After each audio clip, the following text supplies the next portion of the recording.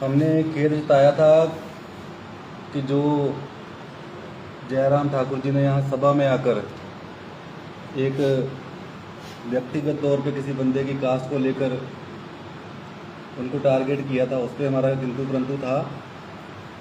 और एक उनके ही पार्टी के कुछ लोग जिन्होंने एक सिख कम्युनिटी के ड्यूटी अफसर बंदे को खालिस्तानी के टैग से उनको नवाज दिया, मैं तो यही कहूँगा नवाज दिया। आज उन्हीं बातों को लेकर आज हम दोबारा आपके बीच में आए हैं। हमारी प्रेस कॉन्फ्रेंस के बाद माननीय पूर्व मुख्यमंत्री जयराम ठाकुर जी का एक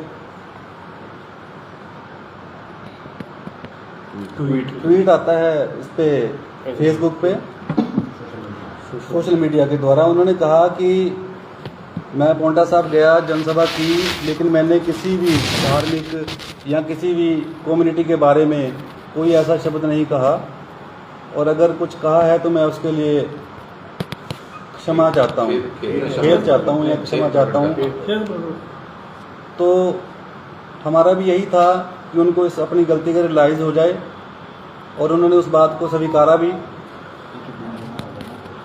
लेकिन आज हम कुछ आपके बीच में लेकर आए हैं कि ये एक मदन चौधरी नाम का व्यक्ति है जिसने कुछ दिन पहले पोंटा साहब के सूरजपुर के हमारा एक लड़का है परमजीत सिंह जी, पीछे ही खड़े हैं हमारे, इनको टारगेट करके फेसबुक पे डाल दिया कि ये सूरजपुर के खालिस्तानी समर्थक हैं और इनका बायकॉट किया जाए। ये हमारे पास इनका एक स्क्रीनशॉट है। एक इसी के साथ इन्हीं भाई साहब का दूसरा है हमारे पास, इन्होंने फिर एक व्यक्ति को टारगेट किया और उसमें लिख दिया कि पोंटा साहिब वालों, इस खालिस्तानी के पेट्रोल पंप का बहिष्कार करो। ये दूसरा स्क्रीनशॉट है। और उसके बाद जो नया मुद्दा छिड़ा है पिछले 4-5 दिनों से, उसको लेके जो हमारे एक अफसर को टारगेट किया जा रहा था, उनको लेकर जो अभद्र भाषा का प्रयोग किया गया, उसमें सबसे पहले है हमारे राजेंद्र या राजयोगी गिरी। ये क्या लिखते हैं अभी के नाजायज हलाला से पैदा हुआ है। ये स्क्रीनशॉट है, देख लीजिए आप, व्हाट्सएप भी करते हैं ये सारे। और इसी के नीचे एक ऋषि ठाकुर जी हैं, वो राजेंद्र योगी गिरी को जवाब देते हैं कि खालिस्तानी दिमाग है।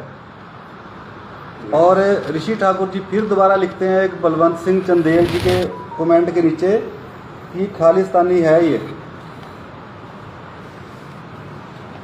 ये इस तरह की भाषा लिखना, इस तरीके से किसी को टारगेट करना, ये कब तक बर्दाश्त किया जाएगा? इसकी भी एक सीमा होती है। आज सभी लोग हम इसीलिए यहाँ दोबारा इकट्ठे हुए हैं कि हम मौके की सरकार को एक बार से दोबारा चेताना चाहते हैं कि ये जिन लोगों ने भी ये शब्द लिखे हैं, जो कमेंट लिखे हैं, हम इनके खिलाफ FIR चाहते हैं।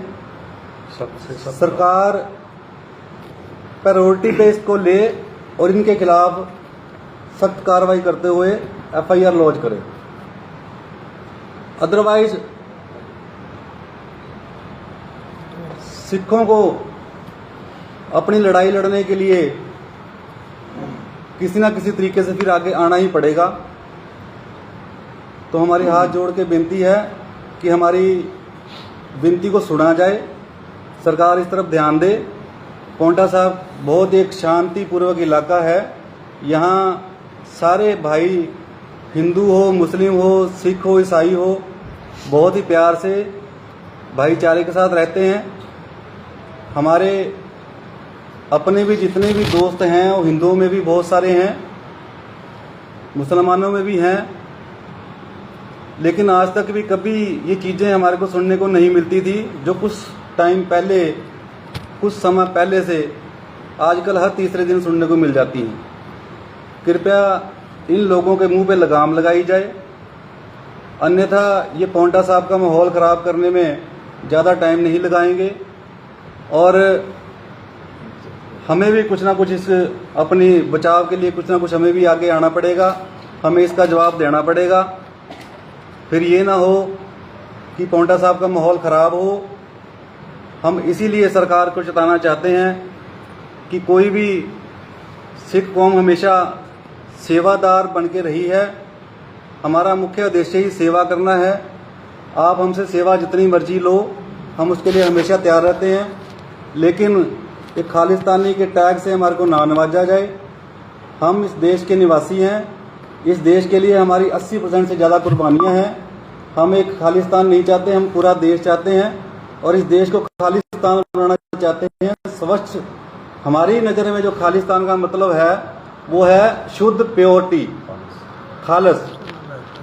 हम इस देश को खालिस बनाना चाहते हैं, ना कि हम छोटा सा खालिस्तान लेके उसको अलग करके अपने देश के टुकड़े करना चाहते हैं। हमारे को अपने देश से अलग ना किया जाए, हमारे को इस देश के साथ जोड़ के रखा जाए और जो ये इस प्रकार की टिप्पणियां करते हैं उनके मुंह पे लगाम लगाई जाए। और हम सरकार से फिर दोबारा से विनती करते हैं कि इन लोगों के ऊपर शिकंजा कसा जाए, इनके खिलाफ एफआईआर लॉन्च की जाए। पहले हमने 2 बार इनको माफ़ी दे के इनको छोड़ दिया था, लेकिन अब ये बार बार ये हरकतें करने पे उतारू हैं, इससे माहौल ख़राब होगा। और इनको हम चाहते हैं कि इनको अभी से ही लगाम लगाई जाए ताकि पौंटा साहब का जो शांतिप्रिय माहौल है बना रहे, ये खराब ना हो, अपने आपस का भाईचारा हमारा बना रहे। धन्यवाद। जय हिंद, जय भारत। शिकायत अभी तक दे दी आपने कि अब देंगे? नहीं, शिकायत दे चुके हैं परसों। अच्छा, दे दी है। परसों लिखित में हमने शिकायत दे दी है, लेकिन अभी तक कोई कार्रवाई इस पे नहीं हुई। ये दी हुई है। हम ये चाहते हैं कि इस पर कार्रवाई जल्दी से जल्दी कार्रवाई हो। ये हमने साथ में लगा के जो दूसरा टिप्पणी का विषय था परसों जयराम ठाकुर ने की और जो बिंदल साहब ने भी पोस्ट डाली है, उसको लेकर कोई स्थानीय विधायक से आप लोगों की बात हुई है, क्योंकि उन्हीं के पार्टी के आला नेता है? नहीं, स्थानीय विधायक से हमारी कोई बात नहीं हुई। या उन्होंने संपर्क करना चाहा हो आपसे? ऐसे कोई किसी ने हमारे से कोई संपर्क करना मुख्य मुद्दा ये है, उन्होंने माफी मांगी है, माफ कर दिया गया या नहीं? नहीं, माफी तो अभी तक उन्होंने खेद प्रकट किया है। चलो माफी भी है, बिंदल जी ने भी लिखा, वो माफी ही ये माफी बिंदल जी ने भी मांगी है कल आपके सामने, जब आपके सामने थे कि मैं। भाई साहब, हमारी एक ही मांग थी कि जिन्होंने इस चीज़ को उछाला है, जिन्होंने इस चीज़ को टिप्पणी जिस पे भी की है, वो अगर इस चीज़ को अपनी गलती को मानकर हमारे सामने माफ़ी मांगेंगे या इसको मतलब खेद प्रकट भी करेंगे। करना माफी ही है एक तरह से, वो क्या माफी तो हम मांगता हूं। बड़े दिल के साथ उनको माफ करेंगे और आज क्या फैसला लिया गया? उन्होंने अपनी गलती को स्वीकारा। हम सारों को इस चीज़ के लिए, हम उससे उनकी जो गलती उन्होंने मानी है उसके लिए हम भी बड़े दिल से उनको स्वीकार करते हैं, उनको बनाने के लिए तैयार है। हमें, हमारे मन में उनके लिए कोई बैर विरोध किसी तरह का भी है नहीं, लेकिन आगे के लिए ध्यान रखें कृपया। वो तो उन्होंने बोला है कि गुरु गोविंद सिंह जी के प्रति मेरी श्रद्धा है और सब कुछ है, वो बातें उन्होंने लिखी है। नहीं, श्रद्धा ठीक है, वो श्रद्धा माने, खेद प्रकट लेकिन करना, आगे से आगे के लिए ऐसे दोबारा शब्दों का इस्तेमाल ना किया जाए।